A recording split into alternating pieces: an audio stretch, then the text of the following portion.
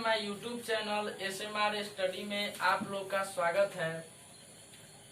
मैं आज यह वीडियो आप लोग के समक्ष लाया हूं जिसमें इंग्लिश लैंग्वेज के बारे में बातें हैं और मैं इंग्लिश लैंग्वेज को सुगमता से पढ़ाना चाहता हूं और इंग्लिश लैंग्वेज के आप लोग के दिलो दिमाग में बैठाना चाहता हूं। आप लोग को जीरो से हीरो बनाना चाहता हूं और इंग्लिश में आप लोग की रुचि बढ़ाना चाहता हूं और इसलिए मैं बीच बीच में मोटिवेशनल स्पीच एंड पॉलिटिक्स के बारे में वीडियो लाता रहूंगा और डेली मैं आप लोग के समक्ष एक एक वीडियो अपलोड करूंगा जिसमें इंग्लिश लैंग्वेज का विस्तार से अध्ययन होगा।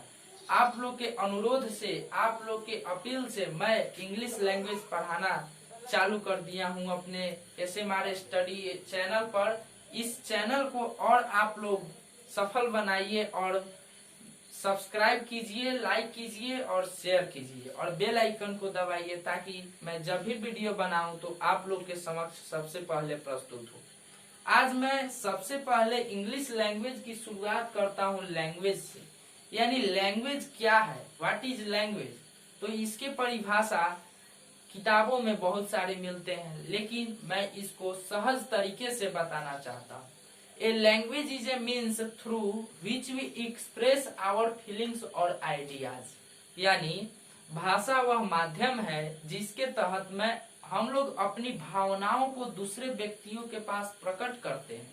यानी जिस प्रकार फीलिंग्स के जरिए यानी स्मेल की जरिए पशु अपना विचार एक दूसरे पशु के समक्ष प्रस्तुत करते हैं, उसी प्रकार हम लोग अपना विचार यानी अपनी भावनाओं को दूसरे के समक्ष लैंग्वेज के माध्यम से प्रस्तुत करते हैं। इसके सहज तरीके से यानी इजली इसका परिभाषा आप लोग के समक्ष दिलो दिमाग में बैठाने के लिए मैं प्रस्तुत कर रहा हूं कि जिस प्रकार आज के परिवेश में हम लोग का मोबाइल सेट दो व्यक्तियों को जोड़ने का काम करता है, उसी प्रकार भाषा सेम वही है, दो व्यक्तियों को आपस में अपनी भावनाओं को आदान प्रदान करने का माध्यम है भाषा। ठीक है। A language is like a mobile set which connects to person.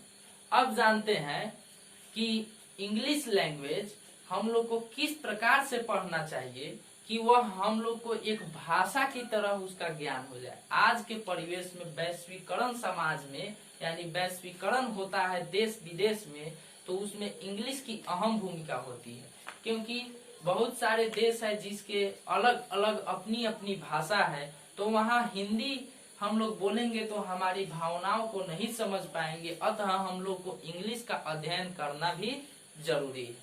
अब जानते हैं कि इंग्लिश लैंग्वेज के हम लोग किस तरह से पढ़े कि वह हमारे अपने भाषा की जैसे प्रिय लगे। तो इंग्लिश लैंग्वेज को पढ़ने के लिए उसके लैंग्वेज के रूप में पढ़ना चाहिए इंग्लिश को, न कि सब्जेक्ट के रूप में। इसलिए मैं यह बता रहा हूँ कि इंग्लिश लैंग्वेज जो है, इंग्लिश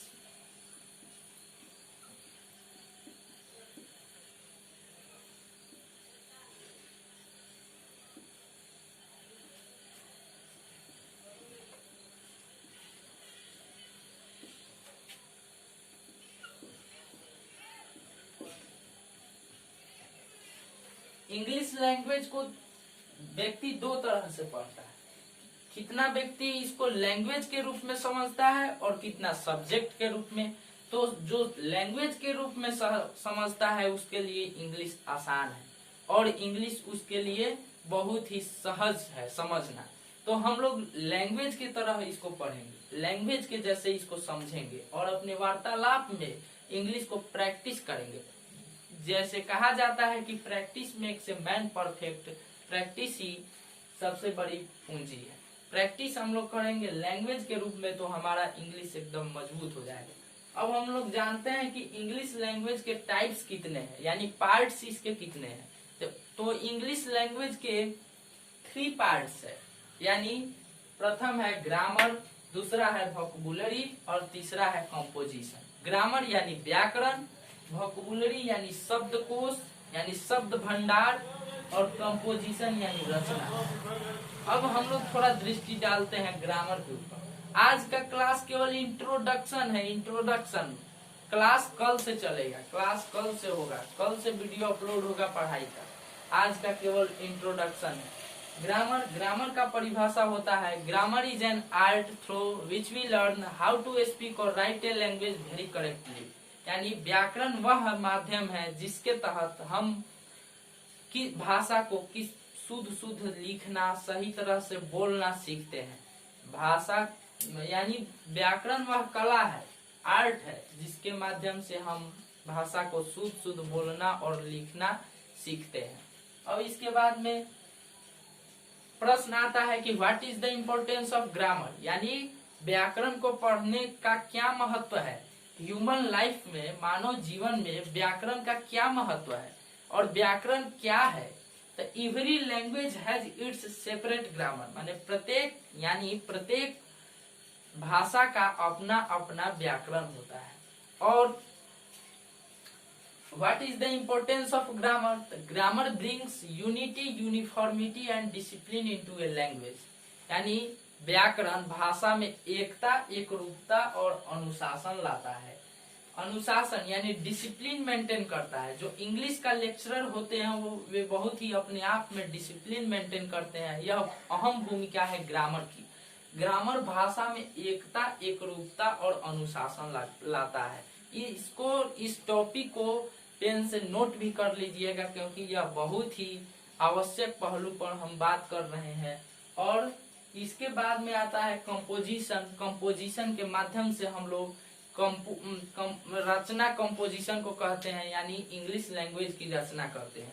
तो आज यही बातें जो है यही स्टॉप करते हैं। और कल जो है अगले वीडियो अपलोड करूंगा, जिसमें वर्ण से यानी अल्फाबेट से शुरू करते हुए इंग्लिश को मैं आप लोग के लिए सहज बना दूंगा। आज के लिए धन्यवाद, मेरे वीडियो को देखने के लिए धन्यवाद। आप लोग मेरे चैनल को सब्सक्राइब कीजिएगा और बेल आइकन को दबाइएगा, ताकि मैं जब भी वीडियो बनाऊं तो आप लोग के समक्ष सबसे पहले प्रस्तुत हो।